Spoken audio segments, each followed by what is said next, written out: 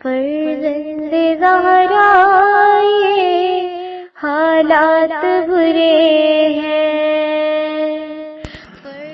کاشانۂ بصیرت ایک ایسا مکمل یوٹیوب چینل جس پر محروم بصارت کے لیے بالخصوص اور تمام افراد کے لیے بالعموم سینکڑوں کی تعداد میں اسلامی کتب دستیاب ہیں۔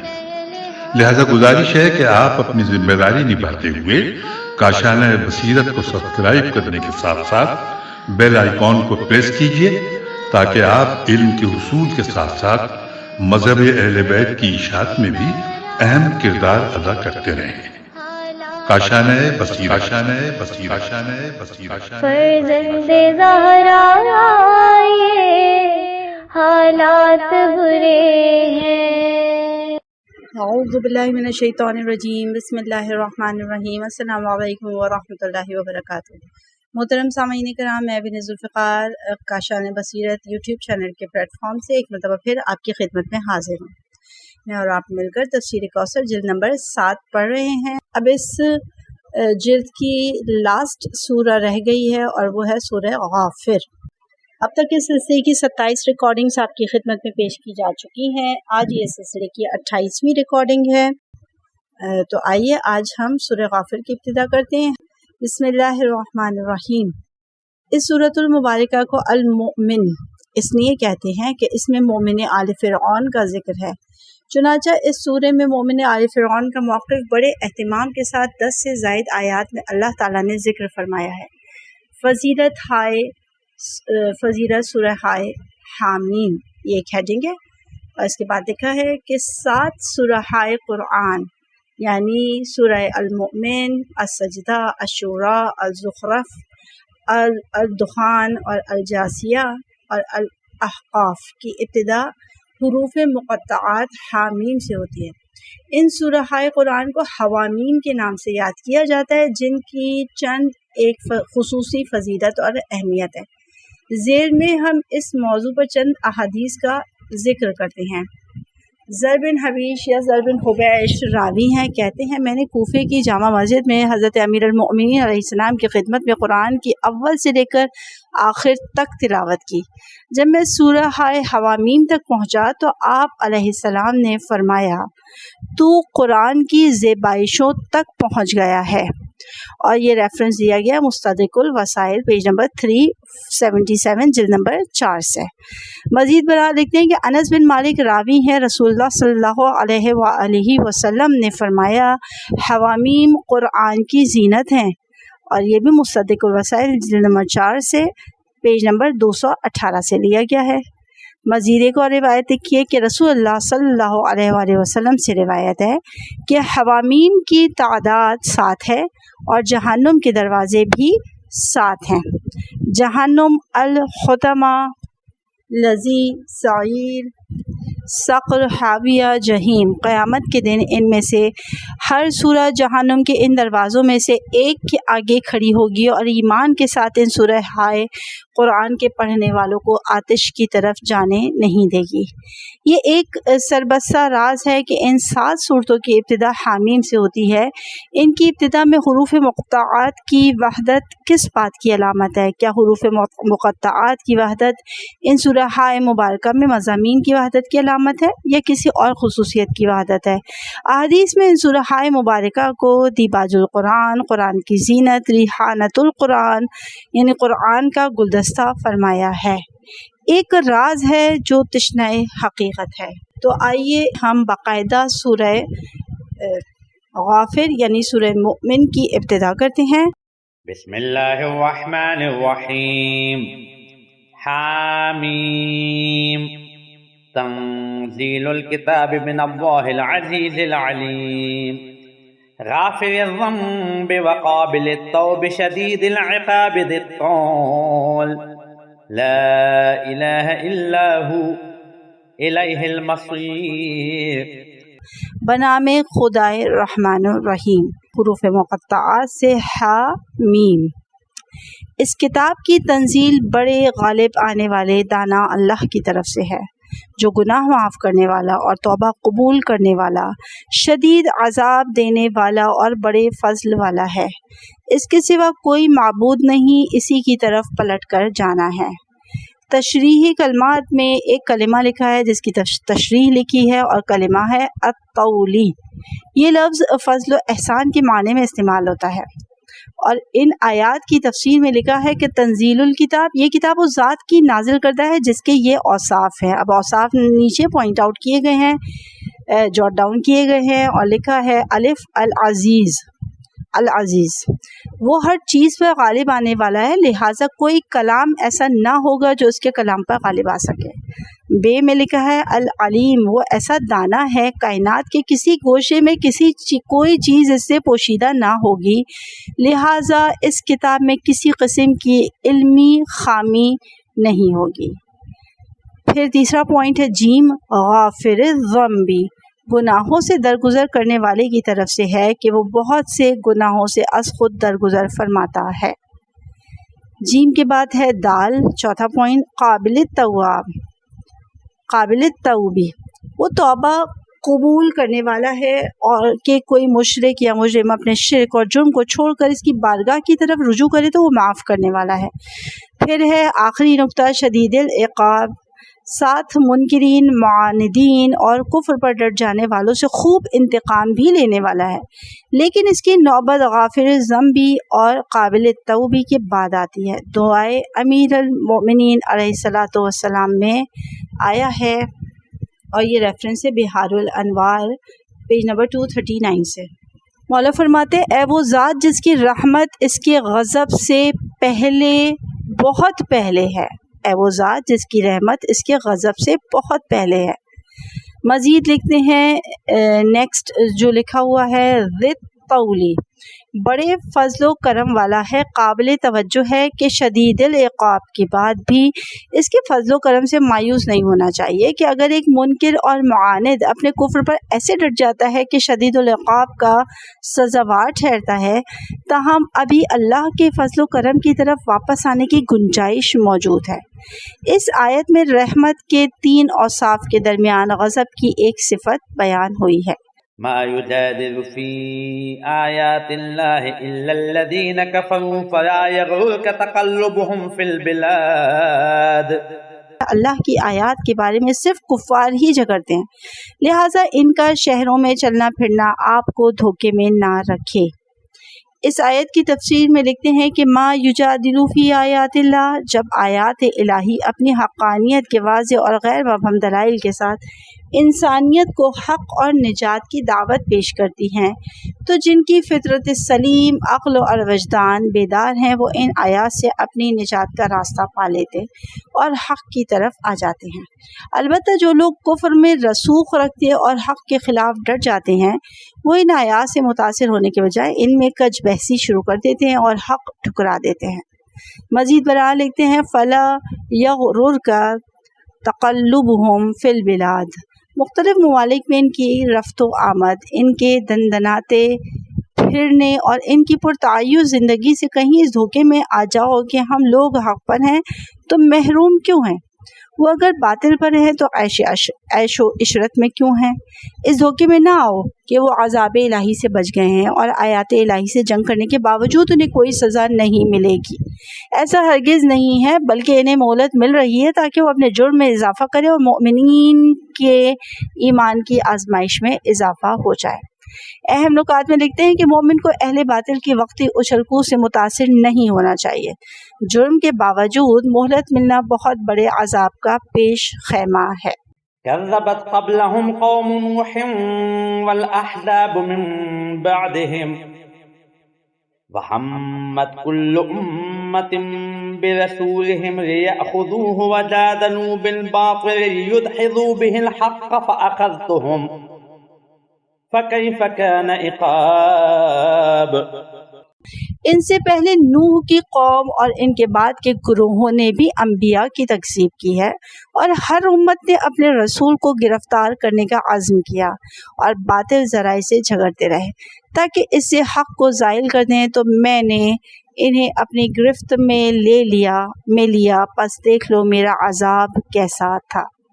اور اس آیت کی تفسیر میں لکھتے ہیں کہ آیت کے سیاق سے معلوم ہوتا ہے کہ یہ آیت اس وقت نازل ہو رہی تھی جب کفار مکہ حضور صلی اللہ علیہ وآلہ وسلم کے خلاف جھگڑے اور بحثیں کر رہے تھے، ہر طرف سے الزامات لگائے جا رہے تھے، نیز آپ کو قتل کرنے کی سازش میں بھی مصروف تھے۔ ان حالات کا مقابلہ کرنے کے لیے سابقہ امتوں کی مثال پیش کی جا رہی ہے۔ وَحَمَّتْ كُلُّ أُمَّةٍ بِرَسُولِهِمْ، ہر امت نے اپنے رسول کو پکڑنے کی کوشش کی اور باطل ذرائع سے جھگڑتے رہے۔ فَأَخَذَتْهُمْ فَكَيْفَ كَانَ عِقَابِ، لیکن وہ اس میں نہ صرف یہ کہ کامیاب نہیں ہوئے بلکہ وہ اللہ کی گرفت میں آ گئے اور ان کا خاتمہ عذاب الہی پر ہوا۔ وَكَذَلِكَ حَقَّتْ كَلِمَةُ رَبِّكَ عَلَى الَّذِينَ كَفَرُوا أَنَّهُمْ أَصْحَابُ النَّارِ،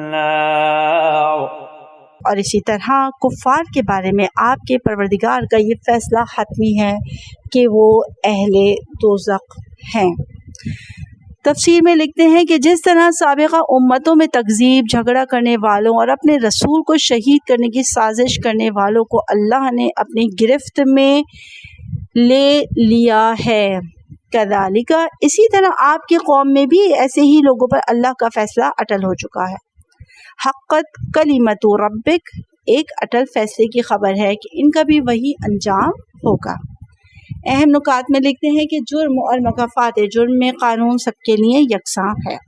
الذين يحملون العرش ومن حوله يسبحون بحمد ربهم ويؤمنون به ويستغفرون للذين آمنوا ربنا وسعت كل شيء رحمة وعلما فاغفر للذين تابوا واتبعوا سبيلك وقهم عذاب الجحيم ربنا وأدخلهم جنات عدن التي وعدتهم ومن صلح من آبائهم وأزواجهم وذرياتهم إنك أنت العزيز الحكيم وقهم السيئات ومن تق السيئات يومئذ فقد رحمته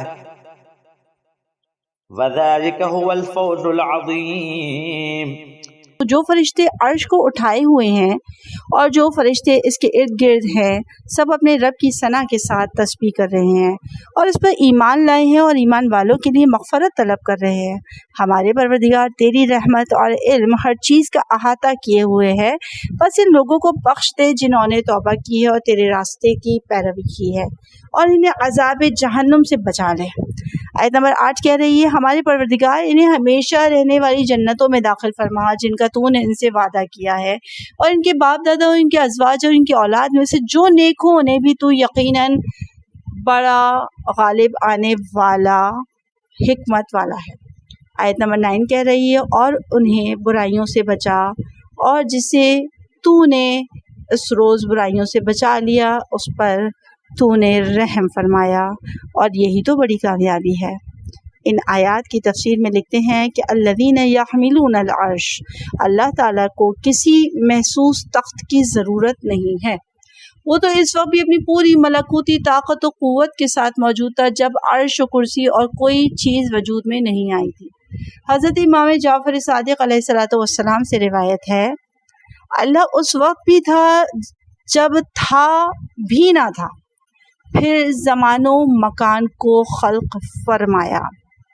لہٰذا عرش الہی سے مراد اللہ تعالیٰ کا تدبیری مقام ہے جس تدبیر پر کائنات کا نظام قائم ہے، اور ممکن ہے حاملین عرش سے مراد وہ ملائکہ مقربین ہو جو اللہ تعالیٰ کے ہاں سب سے زیادہ قرب رکھتے ہیں۔ حاملین عرش کے بارے میں تفصیل میں ہم نہیں جا سکتے، اور عرش کو اٹھانے کی تعبیر سے مراد کیا ہے ہمارے لیے واضح نہیں ہے۔ حاملین عرش اور عرش کے گرد فرشتے اللہ کے نہایت مقتدر فرشتے ہیں۔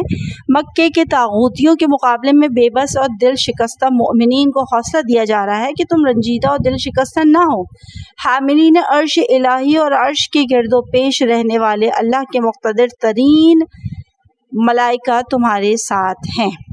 یسبحون بحمد ربہم، حاملین عرش اور عرش کے گرد و پیش کے فرشتے اپنے رب کی حمد کے ساتھ تسبیح کرتے ہیں، وہ صرف اللہ کی پرستش کرتے ہیں۔ مشرکین کو جو فرشتوں کو اپنے معبود بناتے تھے، بتانا مقصود ہے کہ جنہیں تم معبود بناتے ہو وہ اللہ کی حمد و ثنا، حمد و تسبیح کے ذریعے اللہ کی بندگی کر رہے ہیں۔ یؤمنون بھی، وہ اللہ کی معبودیت پر ایمان رکھتے ہیں۔ اس میں بھی مشرکین کی رد ہے جو فرشتوں کو ربوبیت میں اللہ کا شریک سمجھتے ہیں۔ وَيَسْتَغْفِرُونَ لِلَّذِينَ آمَنُوا، یہ ملائکہ اہل ایمان کے لیے طلب مغفرت کرتے اور ان کے حق میں دعا کرتے ہیں۔ اس دعا کا مضمون آیت کے اگلے جملوں میں ذکر ہو رہا ہے۔ اس سے یہ بات واضح ہو رہی ہے کہ ایمان والے زمین سے زیادہ آسمان میں پہچانے جاتے ہیں، اور ایمان ہی وہ رشتہ ہے جس سے عرش والے فرش والوں سے محبت اور ان کے لیے دعا کرتے ہیں۔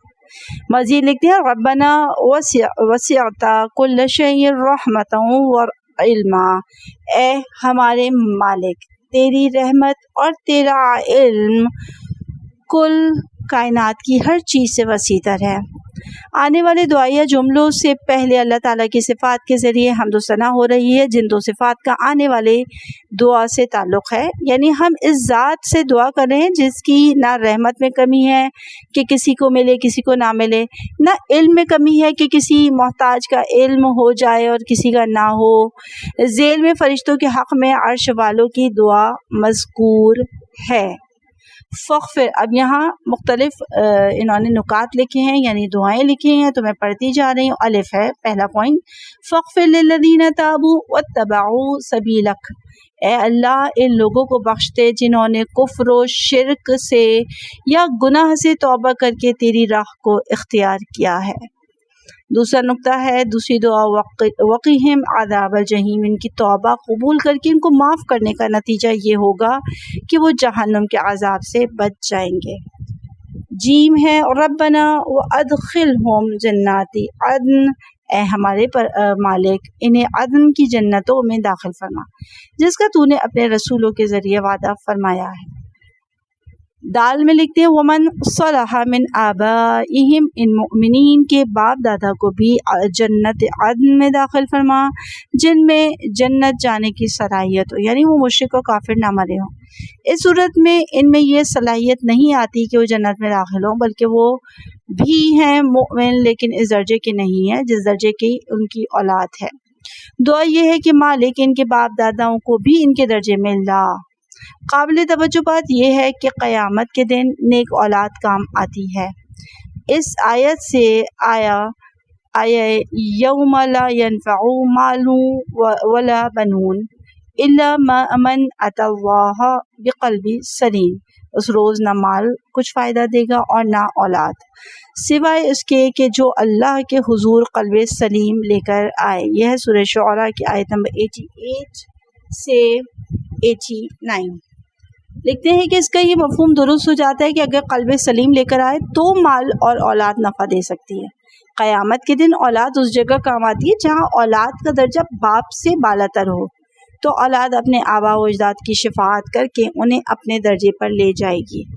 وَأَزْوَاجِهِمْ وَذُرِّيَّاتِهِمْ، ان مومنین کی مزید لکھ رہے ہیں یہ ہے نقطہ، ان مومنین کے ازواج و اولاد کو بھی جنت عدن میں داخل فرما ان میں صلاحیت ہونے کی صورت میں، یعنی ایمان اور عمل صالح ہے لیکن اپنے شوہر اور اپنے باپ کے درجے کی نہیں ہے۔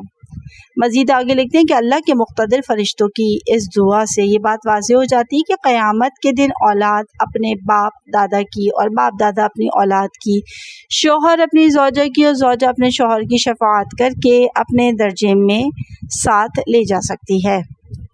مزید لکھتے ہیں وقیہم السیئات، اے مالک ان مومنین کو برائیوں سے بچا لے۔ یہاں السیئات برائیوں سے مراد گناہ بھی ہو سکتے ہیں اور گناہ کی سزائیں بھی، جیسے قیامت کی ہولناکیاں جہاں انسان کے سارے راز فاش ہو جائیں گے اہل محشر کے سامنے اور رسوا ہو جائیں گے اپنی سیاہ کاریاں دیکھ کر، حساب و عذاب کے ایک ناقابل تصور خوف سے دوچار ہوں گے۔ اس قسم کی تمام سیئات سے بچانے کی دعا ہے۔ مزید لکھتے ہیں وَمَن تَقِ السَّيِّئَاتِ يَوْمَئِذٍ فَقَدْ رَحِمْتَهُ، قیامت کے دن جسے تو نے برائیوں سے بچا لیا اس پر تو نے رحم فرمایا۔ اس جملے میں یومئذ اس دن قرینہ بن سکتا ہے کہ اس السیئات سے مراد برائیوں کی سزائیں ہیں، چونکہ قیامت کے دن برائیوں کی سزا کا سامنا ہے۔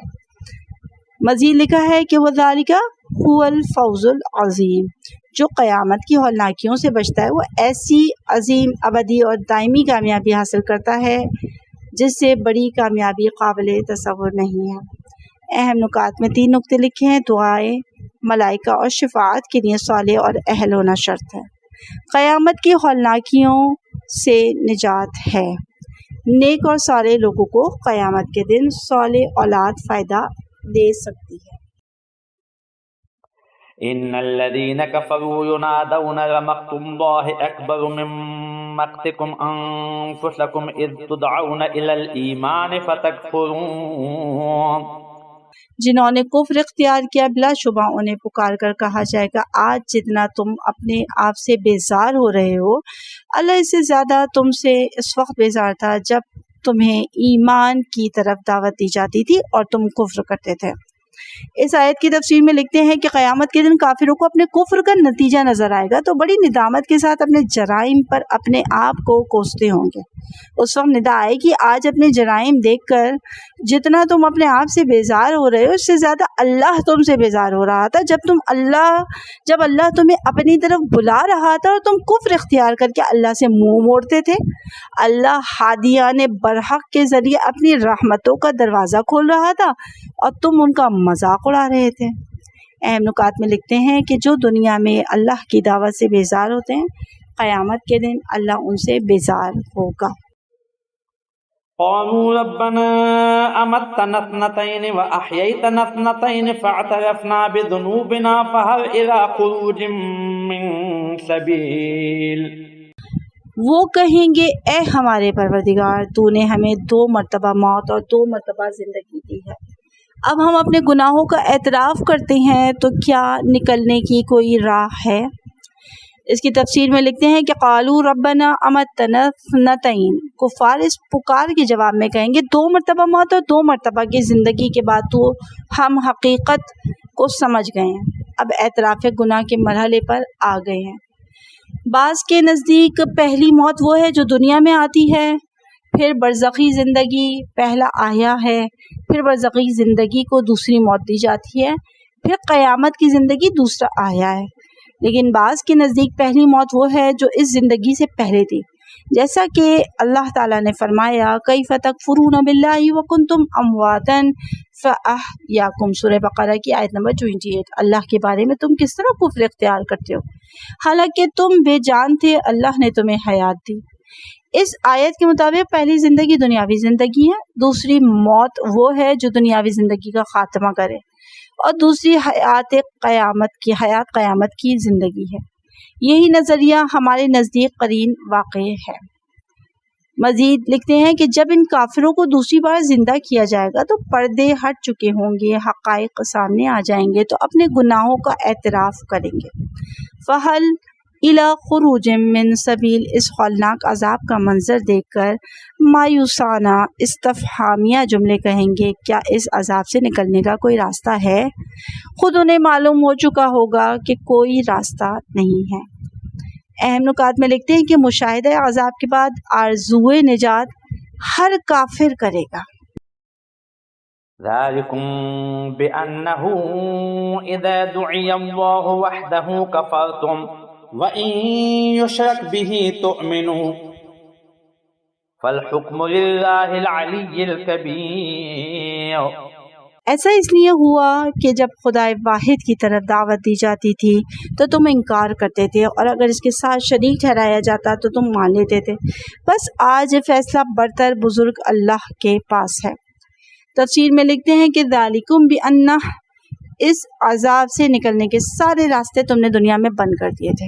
اذا دعی اللہ وحدہ کفرتم، تم نے سارے راستے اس طرح بند کیے کہ جب تمہیں صرف ایک اللہ کی طرف دعوت دی جاتی اور کہا جاتا قولوا لا الہ الا اللہ تفلحوا، کہو اللہ کے سوا کوئی معبود نہیں، نجات پاؤ گے۔ یہ حدیث نبوی ہے بہار سے، پیج نمبر 202 سے۔ کہو اللہ کے سوا کوئی معبود نہیں، نجات پاؤ گے تو اس نجات کا راستہ تم نے خود بند کر دیا۔ آگے بڑھتے ہیں، وَإِن يُشْرَكْ بِهِ تُؤْمِنُوا، تم سے کہا گیا تھا، سورہ حج آیت نمبر 31 کا ریفرنس ہے، کیا کہا گیا تھا؟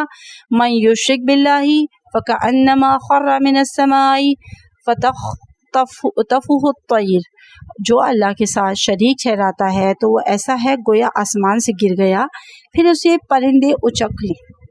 مزید لکھتے ہیں، آج تم آسمان کی بلندی سے گر کر پاش پاش ہو رہے ہو، چونکہ تم نے اللہ پر کفر اختیار کیا اور شرک پر ایمان لے آئے تھے۔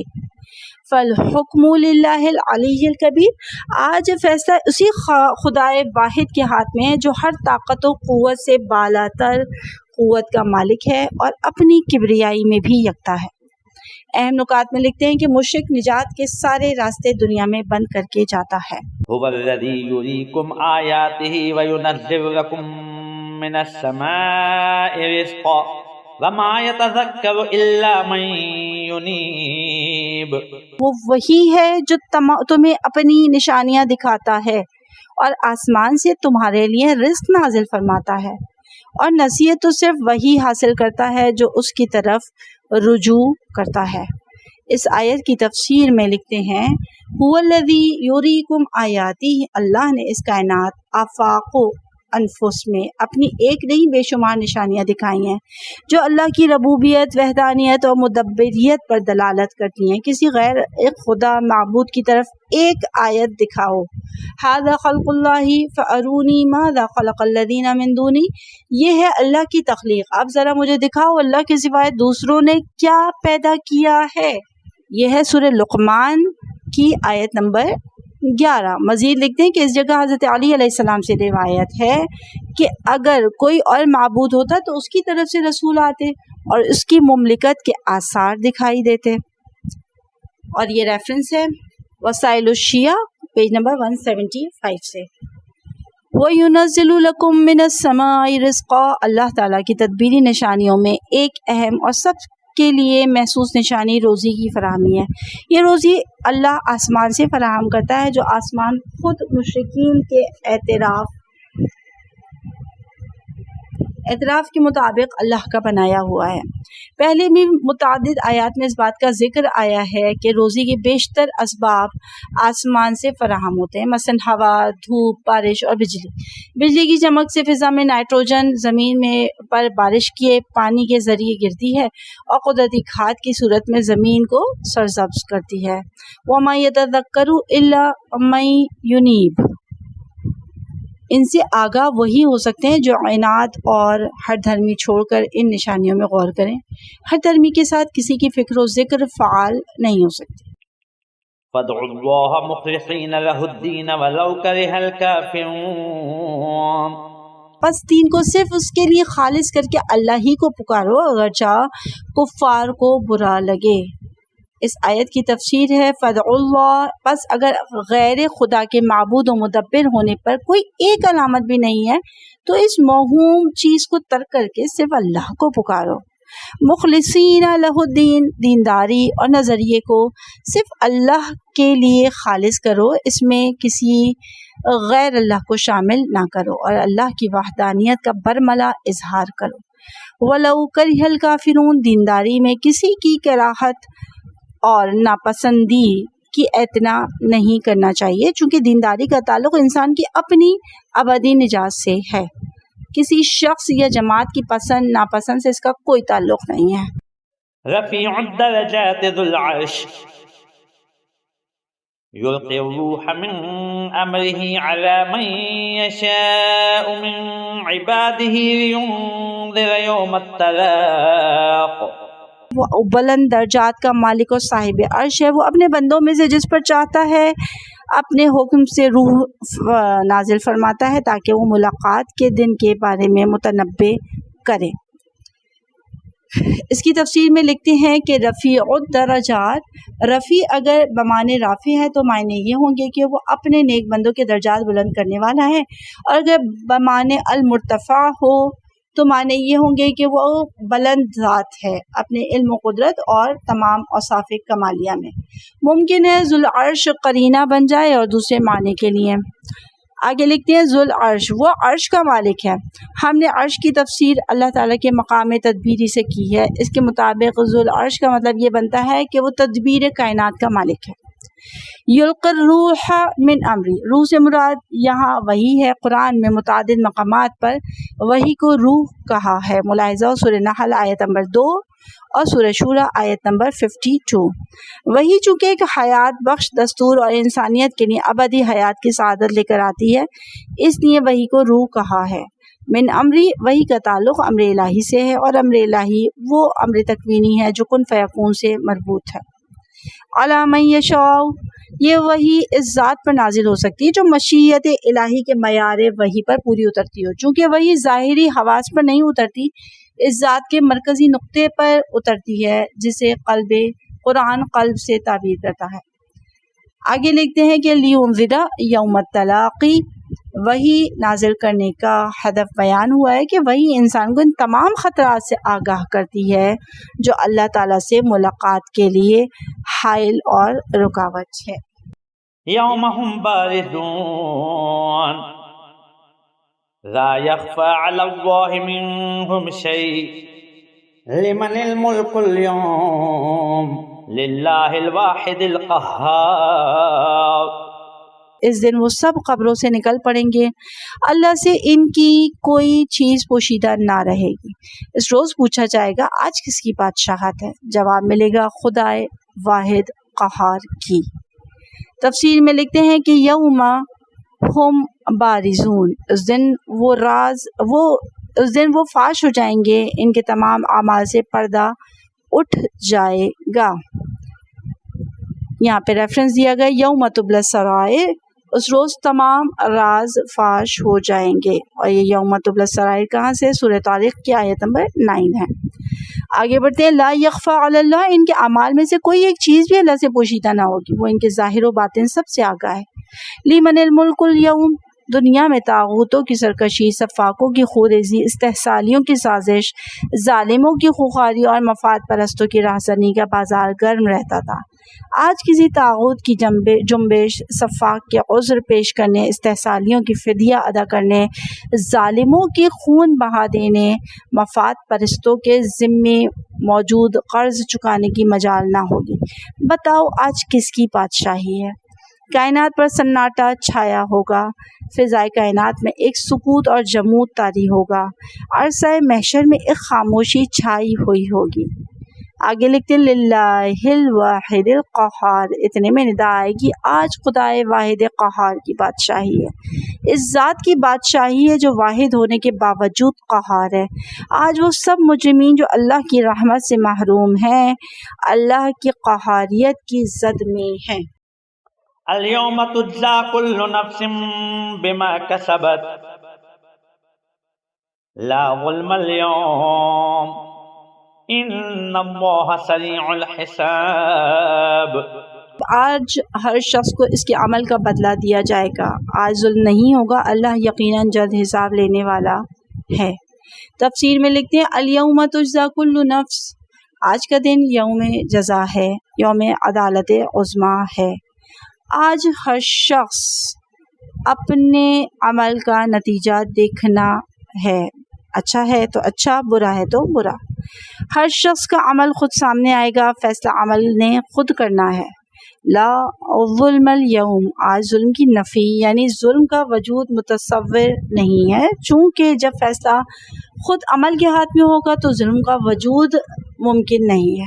ان اللہ سریع الحساب، اللہ کو ایک کا حساب دوسرے کے حساب سے مشغول نہیں رکھتا، بیک وقت وہ سب سے حساب لیا جائے گا، لہٰذا حساب میں بھی کسی سے زیادتی کا امکان نہیں ہے۔ اہم نکات میں لکھتے ہیں کہ قیامت کے دن خود عمل یا ساتھ نہیں چھوڑے گا یا جان نہیں چھوڑے گا۔ وَأَنذِرْهُمْ يَوْمَ الْآزِفَةِ إِذِ الْقُلُوبُ لَدَى الْحَنَاجِرِ كَاظِمِينَ مَا لِلظَّالِمِينَ مِنْ حَمِيمٍ وَلَا شَفِيعٍ يُطَاعُ۔ انہیں قریب الوقوع دن کے بارے میں متنبع کیجیے جب دل حلق تک آ رہے ہوں گے، غم سے گھٹ گھٹ جائیں گے، ظالموں کے لیے نہ کوئی دوست ہوگا، نہ کوئی ایسا سفارشی جس کی بات سنی جائے۔ تشریح کلمات میں لکھتے ہیں العازفتی وقت کے زیغ اور قریب آنے کے معنوں میں ہے۔ تفسیر میں لکھتے ہیں وَأَنذِرْهُمْ یوم العازفہ، قیامت کے دن کے بارے میں ان کی تنبیہ کیجیے جو ان قریب آنے والا ہے۔ دنیا کی زندگی چند روزہ ہے، اس کے مقابلے میں قیامت کے بعد کی زندگی ابدی ہے۔ پیغمبر اکرم صلی اللہ علیہ وآلہ وسلم سے روایت ہے من مات قامت قیامہ، جو مر گیا اس کی قیامت برپا ہو گئی۔ بہار کی 58 اور 7 یہ اس کا ریفرنس ہے۔ اس کی یہ توضیح کی گئی ہے کہ اکثر لوگوں کے لیے حیات برزخی نہیں ہے، انہیں ایسا لگے گا کہ مرنے کے دوسرے لمحے میں قیامت برپا ہو گئی۔ اذ القلوب لدى الحناجر، اس دن کی ہولناکی کی یہ حالت ہوگی کہ کلیجے منہ کو آ رہے ہوں گے۔ محشر میں ہر شخص اپنے مستقبل کا فیصلہ سننے کے لیے بےتاب ہوگا۔ ابدی زندگی کا فیصلہ کس قدر کربناک لمحات ہوں گے۔ کاظمین، غم کے گھونٹ پی رہے ہوں گے، اظہار کریں تو کس سے کریں۔ ما للظالمین من حمیم، یہاں کوئی دوست ہے اور نہ سفارشی۔ کس سے فریاد کریں، جس کی طرف دیکھیں نفسا نفسی کی حالت میں ہر ایک حواس باختہ ہے۔ یعلم خائنۃ الاعین وما تخفی الصدور، اللہ نگاہوں کی خیانت اور جو کچھ سینوں میں پوشیدہ ہے سے واقف ہے۔ اس کی تفسیر کچھ اس طرح لکھتے ہیں کہ دوسری طرف حساب لینے والی ذات وہ ہے جو سینوں اور پوشیدہ رازوں کو جانتی ہے، اپنا جرم چھپانا بھی ممکن نہیں ہے۔ خائنۃ الاعینی میں خائنہ بعض کے نزدیک مصدر کے معنوں میں ہے، یعنی خیانت اعین نگاہوں کی خیانت، نامحرموں پر بری نگاہ ڈالنا ہے۔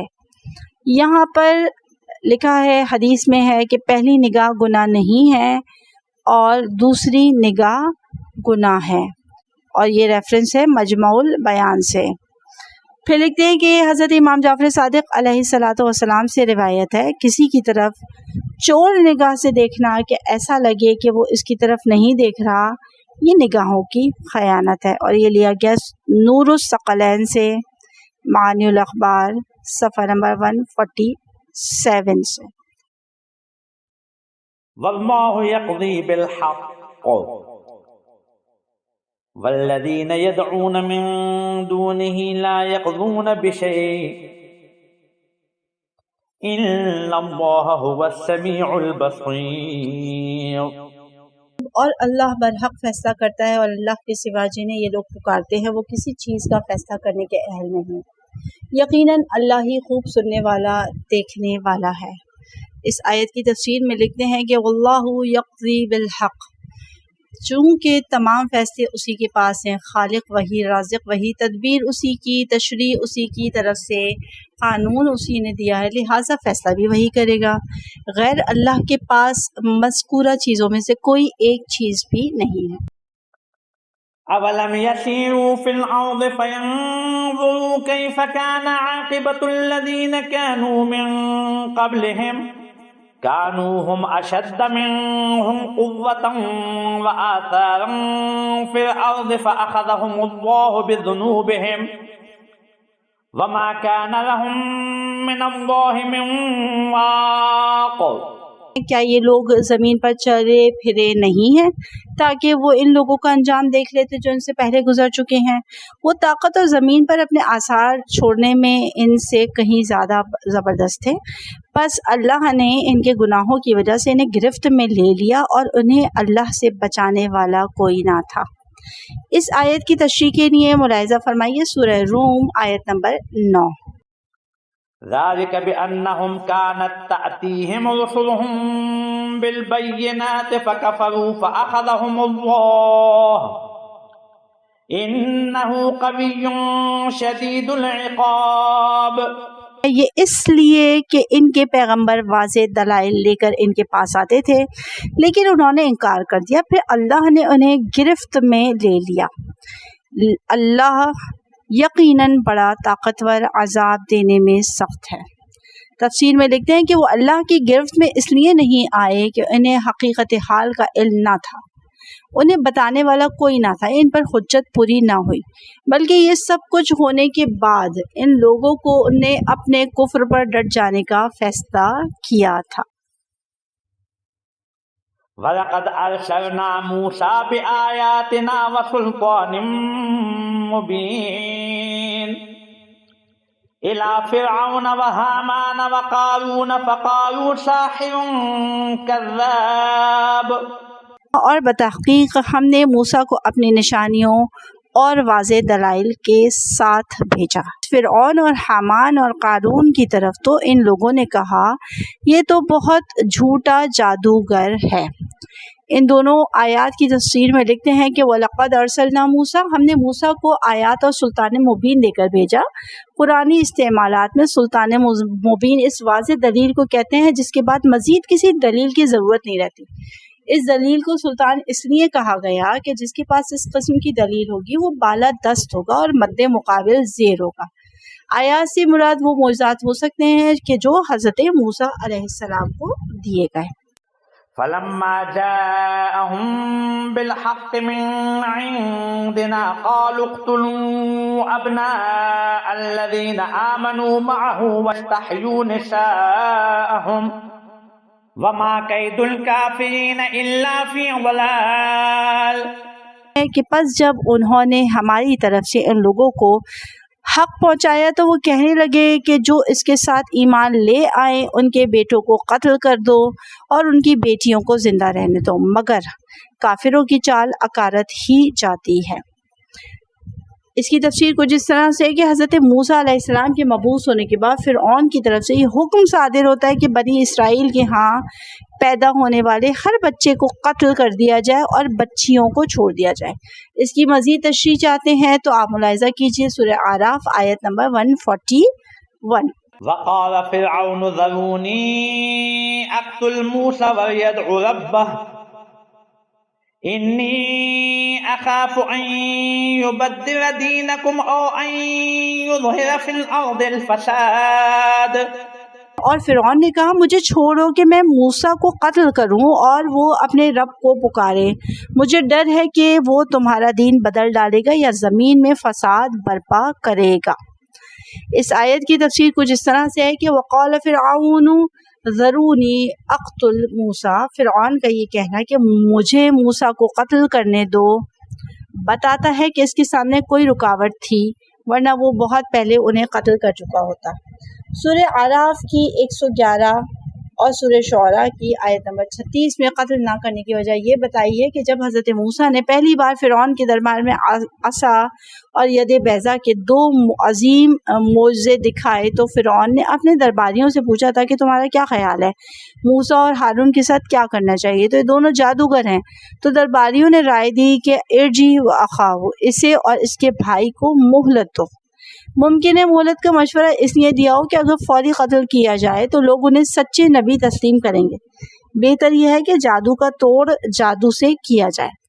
ایسا معلوم ہوتا ہے کہ حضرت موسیٰ کے حیرت انگیز معجزات کو دیکھ کر فرعون کے درباریوں میں سے اس قسم کی سوچ موجود تھی کہ حضرت موسیٰ اپنے دعوے میں سچے ہو سکتے ہیں، لہٰذا ان کے خلاف انتہائی قدم اٹھانے میں تعمل سے کام لینا چاہیے۔